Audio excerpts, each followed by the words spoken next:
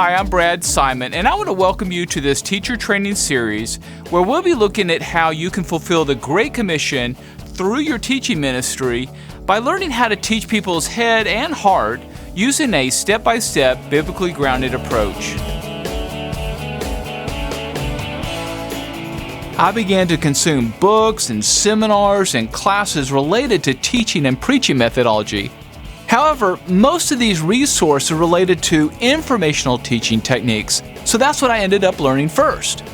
As I began teaching, it didn't take very long for me to realize that even though some of my listeners understood what I was saying, these truths were getting stuck somewhere between their head and their heart so that they never actually applied them to their life. I refer to this area where truths get stuck as my listeners' Scratchpad.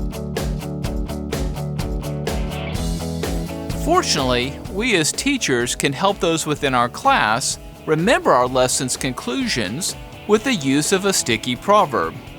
Few of us can remember lengthy lessons and discussions, but most of us can remember a well-written proverb. With a proverb, we can condense an entire lesson into a short, pithy, practical statement that will stick in our listener's memory until a situation arises requiring its wisdom and insights. So they're sticky in the sense that they help everyone remember your lessons for weeks or months, and they're a proverb in the sense that they are short statements that tell everyone how they can apply the lesson today or tomorrow. Now, I think we'd all agree that spotting a transformational teacher is fairly easy to do. However, becoming one is a completely different story altogether, because it involves integrating several different teaching principles all at the same time. Now, for the casual observer, the teaching process seems to be rather straightforward. People come in, they sit down, they listen to some inspirational teaching, then they leave and their lives change over time. Now, of course, this all seems simple enough, right? However, what they don't realize is the simpler the lesson appears and the more impact it has on people's lives, the more skillfully the teacher has integrated teaching principles throughout the entire lesson. Now, here's the thing. When the teacher does it correctly, the teaching principles are invisible and the lesson just seems to work. It has a way of creeping into our teaching completely unnoticed. And even if it is noticed, some teachers don't see this as a problem. After all, isn't it normal or correct to present topic after topic after topic as we work our way through a passage? Of course, if you've gone through the previous chapter on the Sticky Proverb, you know that my answer to this question is no. A lesson is not the presentation of a series of related topics.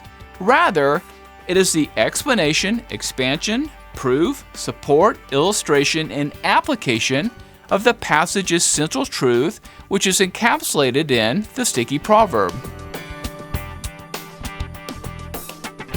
Now, the goal of this series of seminars is exactly that, to point out 7 of the most effective teaching principles you can use, why and when you should use them, and how they will impact your listeners. Now, your lesson's title and introduction should likewise create a similar response in your audience. Your goal is to connect your title and your introduction with your listeners' lives, problems, and challenges or interest. What you're trying to do is use your title and introduction to grab everyone's attention so that it causes them to ignore everything going on around them as they anticipate what you're about to say. You have to remember, your class has no idea if your lessons can be good or not. But if you do it right, by the end of the introduction, you should be able to convince them that they will benefit by listening. Of course, it's pretty easy to see why this form of teaching lacks the power to transform lives. To make it easier to refer to, I've given a name to this form of teaching where teachers jump from point to point to point without fully expanding on any particular point. I call it Ramblemation, and I define it like this. It's rambling information or explanation without a destination. It's the act of wandering or meandering through the text, giving various definitions, explanations, and background information that is only generally related to the passage, but not specifically related to any particular central point or objective. We looked at how people have a public Scratchpad in their head that's entirely different from their closely guarded beliefs, values, and opinions that are stored in their heart. We talked about how you can think of their Scratchpad as public storage, where they hold various kinds of information.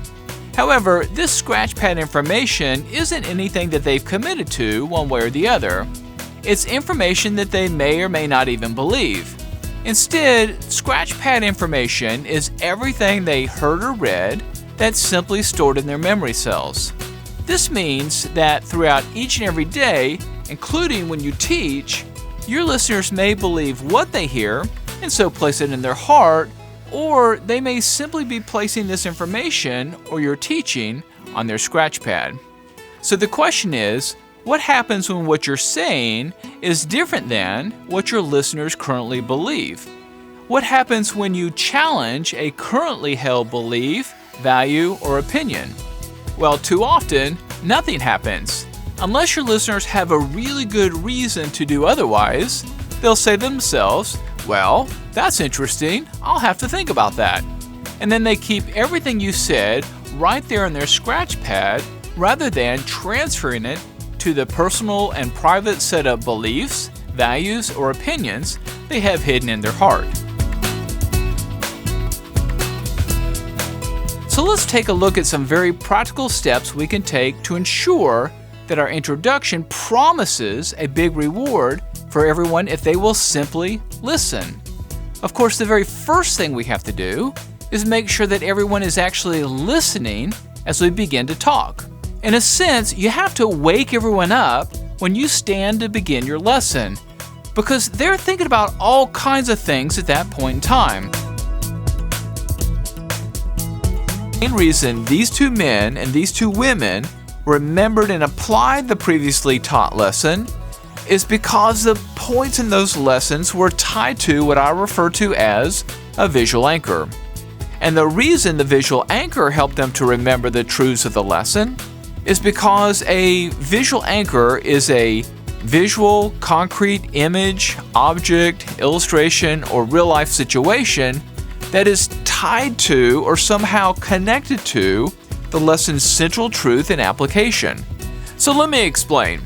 The two ladies were remembering a trash can example that had been given in their lesson, and the two men were remembering a ticking clock example that had been used throughout the lesson. But in both cases, it was the visual anchors that enabled them to remember the truths that were connected to them. You see, here's the deal. Visual concrete images are like mental anchors that lodge into your listeners' memories and then remain there for weeks, months, years, or even a lifetime. So what this means is this.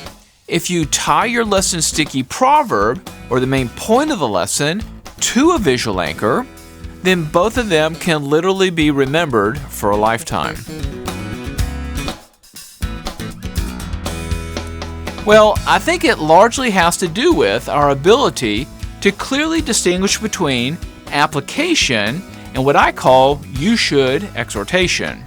When you give application, you're clearly explaining what everyone needs to do or not do to apply the biblical principle to their lives. On the other hand, when you give you should exhortations, you're not telling them how to apply the principle, but simply telling them that they should, ought to, or need to apply the principle. And as we all know, there's a huge difference between telling someone how to do this or that and telling them that they should do this or that. So the question here is, why?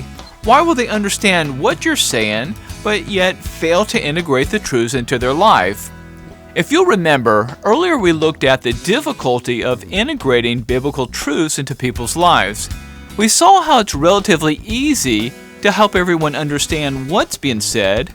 However, it's far more difficult to help them move that information from their understanding to their closely guarded list of beliefs, attitudes, opinions, prejudices, values, priorities, hopes, dreams, and commitments. After they cognitively understand what the Bible says and how its truths can be applied to their lives, sometimes the truths stay right there in that cognitive area of their head unless we help them personally accept it and then transfer it to their heart. You have to remember that when you speak, your class listens to and understands your lesson, but when it comes time to personally accepting the truth and application as their own, sometimes a roadblock hinders the truth from moving further into their lives. It's one thing to help everyone understand truths and principles, but it's something entirely different to help them personally believe it, accept it, value it, commit to it, and make it a priority in their life.